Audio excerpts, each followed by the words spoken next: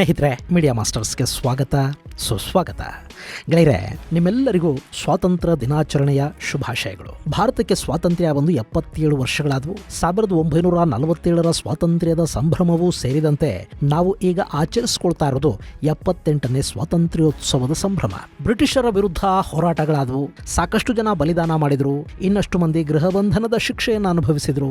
ಲಾಠಿಗಳಿಗೆ ಮೈಯೊಡ್ಡಿದವರು ಕೆಲವರು, ಗುಂಡುಗಳಿಗೆ ಎದೆಯೊಡ್ಡಿದವರು ಹಲವರು. ಶಾಂತಿಯುತವಾಗಿ ಮಾತುಕತೆಯ ಮೂಲಕ ಅಧಿಕಾರವನ್ನು ಪಡ್ಕೊಳ್ಳೋಣ ಅಂದ್ಕೊಂಡವರು ಇದ್ರು. ಬಂದೂಕುಗಳಿಗೆ ಬಂದೂಕು ಬಾಂಬುಗಳ ಮೂಲಕವೇ ಉತ್ತರ ಹೇಳೋಣ ಅಂತ ಹೊರಟ ಹೋರಾಟದ ಕಲಿಗಳು ಇದ್ರು. ಭಾರತದಿಂದ ವಿದೇಶಗಳಿಗೆ ಹೋಗಿ ಅಲ್ಲಿನ ಬ್ರಿಟಿಷ್ ವಿರೋಧಿ ಸೇನೆಗಳ ಜೊತೆಗೂಡಿ ಭಾರತದಲ್ಲಿನ ಬ್ರಿಟಿಷ್ ಆಡಳಿತದ ಮೇಲೆ ದಾಳಿ ಮಾಡಿಸಿದವರು ಇದ್ರು. ಬ್ರಿಟಿಷರ ಜೊತೆ ಚಹಾ ಸೇವನೆ ಮಾಡ್ತಲೇ ಸ್ವಾತಂತ್ರ್ಯಕ್ಕಾಗಿ ಹೋರಾಟ ಮಾಡಿದವರು ಇದ್ರು. ಕೆಲವರಿಗೆ ನಮ್ಮ ಚರಿತ್ರೆಯಲ್ಲಿ ಸ್ಥಾನ ಸಿಗಿತು. ಮತ್ತೆ ಕೆಲವರ ಹೆಸರುಗಳು ಕೂಡ ಗೊತ್ತಾಗದೆ ಅವರು ಅಜ್ಞಾತ ವೀರರಾಗಿ ಉಳಿದು ಹೋದ್ರು. ಅವತ್ತು ಹೋರಾಟದಲ್ಲಿ ಇಡೀ ದೇಶ ಭಾಗವಹಿಸಿತ್ತು. ಸ್ವಾತಂತ್ರ್ಯದ ಕಲ್ಪನೆ ಕೂಡ ಒಬ್ಬೊಬ್ಬರದ್ದು ಒಂದೊಂದಾಗಿತ್ತು. ಈ ನಾಡಿನ ಕೂಲಿ ಕಾರ್ಮಿಕರು ಈ ದೇಶದಿಂದ ಬ್ರಿಟಿಷರು ಎದ್ದು ಹೋದ್ರೆ ಜಮೀನ್ದಾರರ ದಬ್ಬಾಳಿಕೆಯಿಂದ ನಮಗೆ ಸ್ವಾತಂತ್ರ್ಯ ಸಿಗುತ್ತೆ ಅಂತ ಭಾವಿಸಿದ್ರು. ಕೆಳವರ್ಗಗಳಿಗೆ ಸೇರಿದವರು ಮೇಲ್ವರ್ಗಗಳ ಶೋಷಣೆಯಿಂದ ಸ್ವಾತಂತ್ರ್ಯವನ್ನು ಬಯಸ್ತಾ ಇದ್ರು. ಬಡವರ್ಗಕ್ಕೆ ಹಸಿವಿನಿಂದ ಸ್ವಾತಂತ್ರ್ಯ ಬೇಕಿತ್ತು. ಮಹಿಳೆಯರಿಗೆ ಕಟ್ಟುಪಾಡುಗಳಿಂದ ಸ್ವಾತಂತ್ರ್ಯ ಬೇಕಿತ್ತು. ಇಡೀ ದೇಶಕ್ಕೆ ಬ್ರಿಟಿಷರಿಂದ ಸ್ವಾತಂತ್ರ್ಯ ಬೇಕಿತ್ತು. ಈ ಸ್ವಾತಂತ್ರ್ಯ ಅನ್ನೋದು ಹೋರಾಟದಿಂದ ಸಿಗ್ತಾ ಎರಡನೇ ವಿಶ್ವಯುದ್ಧದಲ್ಲುಂಟಾದ ಭಯಾನಕ ನಷ್ಟ ಹಾಗೂ ಶಕ್ತಿಪಾತದಿಂದ ಬ್ರಿಟಿಷರು ಭಾರತವನ್ನು ಬಿಟ್ಟು ಹೋಗಬೇಕಾಗ ಬಂತ. ಅದರ ಬಗ್ಗೆ ಒಬ್ಬೊಬ್ಬರದು ಒಂದೊಂದು ಅಭಿಪ್ರಾಯ. ಆದರೆ 1947ರಂದು ಭಾರತಕ್ಕೆ ಸ್ವಾತಂತ್ರ್ಯ ಏನೋ ಸಿಕ್ತು. ಅದನ್ನು ಕೂಡ ಬ್ರಿಟಿಷರು ಅವರು ನೆನಪಿಟ್ಟುಕೋಬೇಕಾದ ದಿನದಂದು, ಅವರಿಗೆ ಗೆಲುವು ಸಿಕ್ಕ ದಿನದಂದು ಭಾರತಕ್ಕೆ ಸ್ವಾತಂತ್ರ್ಯವನ್ನು ಕೊಟ್ಟು ಆ ದಿನವನ್ನು ಭಾರತ ಸದಾ ಸಂಭ್ರಮಿಸುವ ದಿನವನ್ನಾಗಿ ಮಾಡಿ ಹೋದ್ರು. ಗೆಳೆಯರೆ, ಆಗಸ್ಟ್ 15 ಇದೆಯಲ್ಲ, ಇದು ಜಪಾನ್ 2ನೇ ವಿಶ್ವಯುದ್ಧದಲ್ಲಿ ಸೋತು ಶರಣಾದ ದಿನ.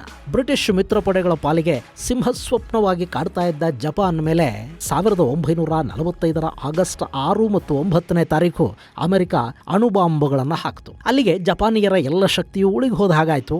ಜಪಾನ್ನ ಸಾಮ್ರಾಟ ಹಿರೋಹಿಟೋ ರೇಡಿಯೋ ಟೋಕಿಯೋದಲ್ಲಿ ಭಾಷಣ ಮಾಡಿ ನಾವು ಶರಣಾಗ್ತಾ ಇದ್ದೀವಿ ಅನ್ನೋದನ್ನು ಘೋಷಣೆ ಮಾಡಿದ್ದು ಆಗಸ್ಟ್ 15, 1945. ಆ ದಿನವನ್ನ ನೆನಪಿನ ದಿನವನ್ನಾಗಿ ಮಾಡಬೇಕು ಅಂದ್ಕೊಂಡ್ರೋ ಏನೋ ಬ್ರಿಟಿಷರು. ಅದಾದ 2 ವರ್ಷಗಳಲ್ಲಿ ಅದೇ ದಿನ ಭಾರತಕ್ಕೆ ಸ್ವಾತಂತ್ರ್ಯವನ್ನು ಕೊಟ್ಟರು. 2ನೇ ವಿಶ್ವಯುದ್ಧ ಸೋತ ಕಾರಣಕ್ಕೆ ಜಪಾನ್ ದುಃಖ ಪಡುತ್ತೋ ಇಲ್ಲೋ, ಆದರೆ ಸ್ವಾತಂತ್ರ್ಯ ಸಿಕ್ಕ ಖುಷಿಯನ್ನ ನಾವಂತೂ ಆಚರಿಸ್ತೀವಿ. ಹೀಗಾಗಿ ನಿಮ್ಮೆಲ್ಲರಿಗೂ ಸ್ವಾತಂತ್ರ್ಯೋತ್ಸವದ ಶುಭಾಶಯಗಳು ಮತ್ತೊಮ್ಮೆ.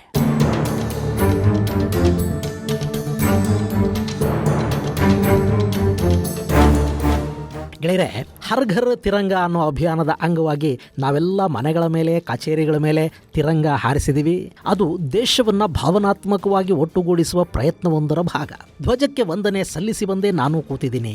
ನಮ್ಮ ಭಾವನಾತ್ಮಕತೆಯನ್ನು ಸ್ವಲ್ಪ ಪಕ್ಕಕ್ಕಿಟ್ಟು ಕಳೆದ 78 ವರ್ಷಗಳಲ್ಲಿ ಸಾಧಿಸಿದ್ದೆಷ್ಟು, ಸಾಧಿಸಬೇಕಾದ್ದೆಷ್ಟು, ನಮಗೆ ನಿಜವಾಗ್ಲೂ ಸ್ವಾತಂತ್ರ್ಯ ಸಿಕ್ಕಿದೆಯಾ, ಸಿಕ್ಕಿದ್ರೆ ಯಾರಿಂದ ಅನ್ನೋದನ್ನು ಕೂಡ ಒಮ್ಮೆ ನೋಡ್ಕೋಬೇಕಾದ ಅಗತ್ಯ ಇದೆ ಅಂತ ಅನ್ನಿಸದೇ ಇರೋದಿಲ್ಲ. ಗೆಳೆಯರೆ, ಭಾರತಕ್ಕೆ ಸ್ವಾತಂತ್ರ್ಯವನ್ನು ಕೊಡುವಾಗ ಈ ದೇಶವನ್ನ 2 ಭಾಗ ಮಾಡಿ ಸ್ವತಂತ್ರಗೊಳಿಸಲಾಯಿತು. ಅವರಿಗೆ 2 ಅಲ್ಲ 5 ಭಾಗ ಮಾಡೋ ಉದ್ದೇಶ ಇತ್ತು. ಆದರೆ ಅದಕ್ಕಿಲ್ಲಿ ತೀವ್ರ ವಿರೋಧ ವ್ಯಕ್ತವಾದ ಕಾರಣ 2 ಭಾಗ ಮಾಡಿದ್ರು.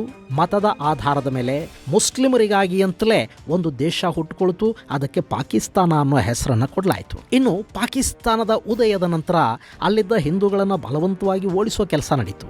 ರೈಲುಗಳ ತುಂಬಾ ಹೆಣಗಳು ಬರ್ತಾ ಇದ್ವು.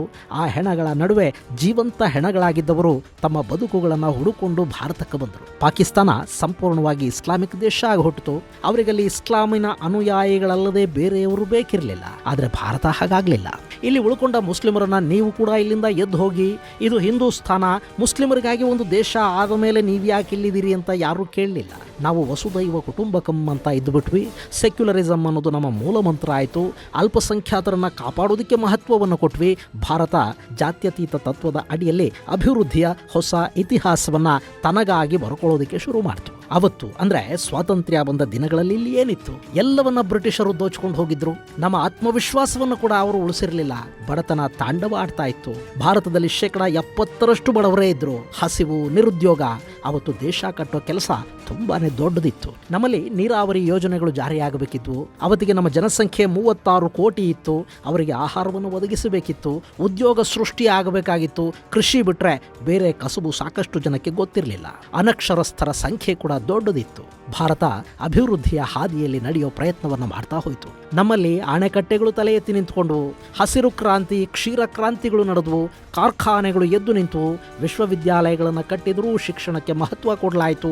ಭಾರತ ನಿಧಾನವಾಗಿ ಅಭಿವೃದ್ಧಿಯ ಹಾದಿಯಲ್ಲಿ ಹೆಜ್ಜೆ ಹಾಕ್ತಾ ಹೋಯಿತು. ಅದರ ನಡುವೆ ಪಾಕಿಸ್ತಾನದ ಜೊತೆ ಸಾಲು ಸಾಲು ಯುದ್ಧಗಳನ್ನು ಮಾಡಬೇಕಾಗಿ ಬಂತು. ಭಯೋತ್ಪಾದನೆಯ ಸಮಸ್ಯೆಯನ್ನು ಕೂಡ ನಾವು ಎದುರಿಸಬೇಕಾಗಿ ಬಂತು.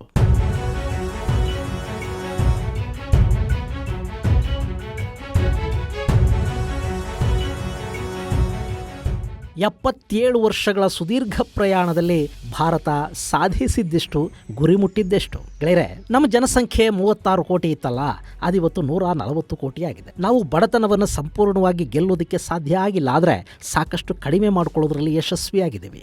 ಸರ್ಕಾರಿ ಲೆಕ್ಕಾಚಾರಗಳ ಪ್ರಕಾರ ಇವತ್ತು ಭಾರತದಲ್ಲಿರೋದು 10% ಬಡವರು. ಸ್ವಾತಂತ್ರ್ಯ ಬಂದಾಗ 70% ಬಡವರಿದ್ರು, ಈಗ ಹೆಚ್ಚು ಅಂದರೆ 15% ಇರಬಹುದು ಅಂತ ಹೇಳಲಾಗ್ತಾ ಇದೆ. ಹಸಿರು ಕ್ರಾಂತಿಯ ಫಲವಾಗಿ ನಾವು ನಮ್ಮ ಜನಕ್ಕೆ ಆಹಾರ ಕೊಡೋದ್ರ ಜೊತೆಗೆ ಆಹಾರ ಧಾನ್ಯಗಳನ್ನು ರಫ್ತು ಮಾಡೋ ಮಟ್ಟಕ್ಕೆ ಬೆಳೆದಿದ್ದೀವಿ. ಒಂದು ಕಾಲಕ್ಕೆ ಭಾರತ ಗೋಧಿಗಾಗಿ ಅಮೆರಿಕಾದ ಮುಂದೆ, ವಿಶ್ವಸಂಸ್ಥೆಯ ಆಹಾರ ಕಾರ್ಯಕ್ರಮದ ಮುಂದೆ ಕೈಚಾಚಿ ನಿಲ್ಲಬೇಕಿತ್ತು. ಇವತ್ತು ನಾವು ಗೋಧಿಯನ್ನು ರಫ್ತು ಮಾಡೋ ದೇಶಗಳ ಪಟ್ಟಿಯಲ್ಲಿ 6ನೇ ಸ್ಥಾನದಲ್ಲಿದ್ದೀವಿ. ಅಕ್ಕಿಯನ್ನು ರಫ್ತು ಮಾಡೋ ದೇಶಗಳ ಪಟ್ಟಿಯಲ್ಲಿ ಭಾರತ ಮೊದಲ ಸ್ಥಾನವನ್ನು ಪಡ್ಕೊಂಡಿದೆ.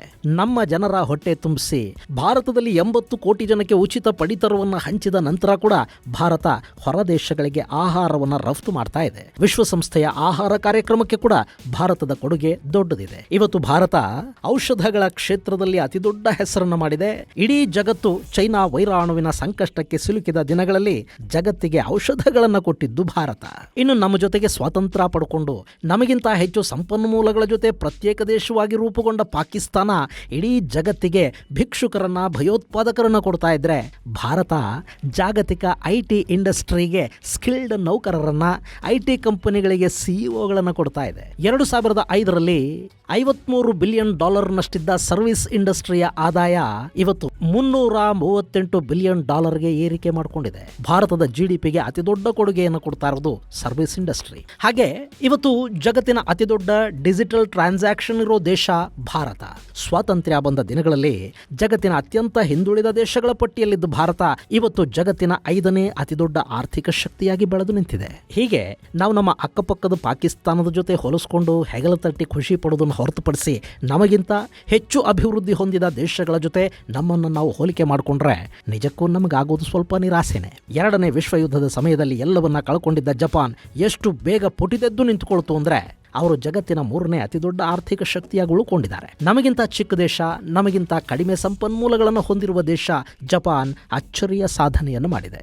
ಬಿಡಿ, ಚೈನಾ ಅದು ಕೂಡ ಹೆಚ್ಚು ಕಡಿಮೆ ಭಾರತದ ಸ್ಥಿತಿಯಲ್ಲೇ ಇತ್ತು. 1951ರ ಸಮಯದಲ್ಲಿ ಚೈನಾದ ಪರಿಸ್ಥಿತಿಗೂ ಭಾರತಕ್ಕೂ ಅಂಥ ದೊಡ್ಡ ವ್ಯತ್ಯಾಸ ಏನಿರಲಿಲ್ಲ. ಇವತ್ತು ಅದೇ ಚೈನಾ ಭಾರತಕ್ಕಿಂತ ಎಲ್ಲ ಕ್ಷೇತ್ರಗಳಲ್ಲಿ ಸುಮಾರು 30 ವರ್ಷಗಳ ಕಾಲ ಮುಂದಕ್ಕೆ ಹೋಗಿದೆ. ನಾವು ಜನಸಂಖ್ಯೆಯಲ್ಲಿ ಬಿಟ್ಟರೆ ಬೇರೆ ಯಾವುದರಲ್ಲೂ ಚೈನಾನ ಬೀಟ್ ಮಾಡೋದಕ್ಕೆ ಸಾಧ್ಯ ಆಗಿಲ್ಲ.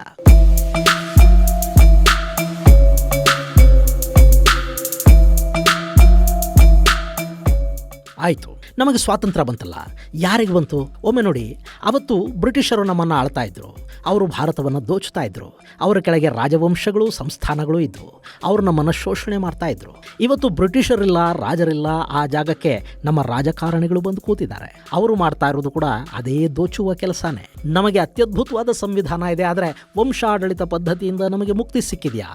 ರಾಜಕಾರಣಿಯ ಮಗ ರಾಜಕಾರಣಿ, ಮುಖ್ಯಮಂತ್ರಿಯ ಮಗ ಮುಖ್ಯಮಂತ್ರಿ, ಮಂತ್ರಿಯ ಮಗ ಮಂತ್ರಿ, ಶಾಸಕನ ಮಗ ಶಾಸಕನೇ ಆಗೋದು. ಹಾಗಾದರೆ ಸಾಮಾನ್ಯನಿಗೆ ಅಧಿಕಾರ ಬಂದಿದ್ದೆಲ್ಲಿ? ಭ್ರಷ್ಟಾಚಾರದಲ್ಲಿ ಭಾರತ ಜಾಗತಿಕವಾಗಿ 180 ದೇಶಗಳ ಪಟ್ಟಿಯಲ್ಲಿ 93ನೇ ಸ್ಥಾನವನ್ನು ಪಡ್ಕೊಂಡಿದೆ. ನಮ್ಮಲ್ಲಿ ಲಂಚ ಕೊಡದೇ ಇದ್ದರೆ ಯಾವ ಕೆಲಸನೂ ಆಗೋದಿಲ್ಲ. ಡಿಜಿಟಲ್ ಇಂಡಿಯಾ ಆಗಿದ್ದೀವಿ, ಆದರೆ ಲಂಚ ನಿರ್ಮೂಲನೆ ಸಾಧ್ಯ ಆಗಿಲ್ಲ. ಯಾಕೆಂದರೆ ಇಚ್ಛಾಶಕ್ತಿಯ ಕೊರತೆ ನಮ್ಮಲ್ಲಿದೆ. ಅವತ್ತು ನಾವು ಬ್ರಿಟಿಷರ ಗುಲಾಮರಾಗಿದ್ವಿ, ಇವತ್ತು ನಾವು ಗುಲಾಮರೇ, ಜಾತಿ ವ್ಯವಸ್ಥೆಯ ಗುಲಾಮರು. ಎಷ್ಟೇ ದೊಡ್ಡ ಭ್ರಷ್ಟಾಚಾರಿ ಆದರೂ ಕೂಡ ಈ ದೇಶದಲ್ಲಿ ಜಾತಿಯ ಮುಸುಗನ್ನು ತೊಟ್ಟುಕೊಂಡು ಬಿಟ್ರೆ ಅವನು ಅತ್ಯಂತ ಸುಲಭವಾಗಿ ತಪ್ಪಿಸ್ಕೊಂಡು ಬಿಡುವಲ್ಲ. ಅವನು ಏನು ಮಾಡಿದ್ರು, ಎಷ್ಟು ಕೋಟಿ ನಮ್ಮದೇ ಕೊಳ್ಳೆ ಹೊಡೆದು ತಿಂದ್ರು, ಅವನು ನಮ್ಮ ಜಾತಿಯವನಾದರೆ ಸಾಕು, ಅವನ ಪರ ನಾವೆಲ್ಲ ನಿಂತು ಬಿಡ್ತೀವಿ. ಹಾಗಾದರೆ ಗುಲಾಮಗಿರಿಯಿಂದ ನಮಗೆ ಮುಕ್ತಿ ಸಿಕ್ಕಿದೆಯಾ? ಜಾತಿಗೂ ಜಗದ್ಗುರುಗಳನ್ನು ಹುಟ್ಟಿಸ್ಕೊಂಡಿದ್ದೀವಿ. ಒಂದು ಕಾಲಕ್ಕೆ ಗುರು ಮನೆಗಳು ಧರ್ಮಬೋಧನೆ ಮಾಡ್ತಾ ಇದ್ವು, ಇವತ್ತವು ಫಾರ್ಚೂನರು, ಹೆಲಿಕಾಪ್ಟರ್ಗಳ ಮೋಹಕ್ಕೆ ಬಿದ್ದಿವೆ. ಧರ್ಮದ ಜಾಗಕ್ಕೆ ಜಾತಿ ಬಂದು ನಿಂತಿದೆ. ನಾವು ಗುಲಾಮರಾಗೇ ಉಳಿತಾ ಇದ್ದೀವಿ. ಹಾಗಾದರೆ ಸ್ವಾತಂತ್ರ್ಯ ಬಂದಿದ್ದು ಎಲ್ಲಿ, ಯಾರಿಗೆ? ಸ್ವಾತಂತ್ರ್ಯ ಬಂದು 77 ವರ್ಷಗಳಾದ ನಂತರ ಕೂಡ ನಮ್ಮಲ್ಲಿನ್ನೂ ಸಮಾನತೆಯನ್ನು ಸಾಧಿಸೋದಕ್ಕೆ ಸಾಧ್ಯ ಆಗಿಲ್ಲ. ಜಾತಿ ಪದ್ಧತಿಯಿಂದ ನಾವು ಹೊರಗೆ ಬಂದಿಲ್ಲ. ಶಿಕ್ಷಣದಲ್ಲಿ ಸಮಾನತೆ ಇಲ್ಲ.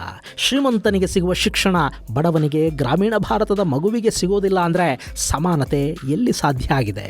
ಉತ್ತಮ ವಿದ್ಯೆ ಮತ್ತು ಉತ್ತಮ ಚಿಕಿತ್ಸೆ ಅಂದರೆ ಆರೋಗ್ಯ ವ್ಯವಸ್ಥೆಗಳನ್ನು ಮಾಡೋದಕ್ಕೆ ನಮಗಿನ್ನೂ ಎಷ್ಟು ವರ್ಷ ಬೇಕಾಗಬಹುದು?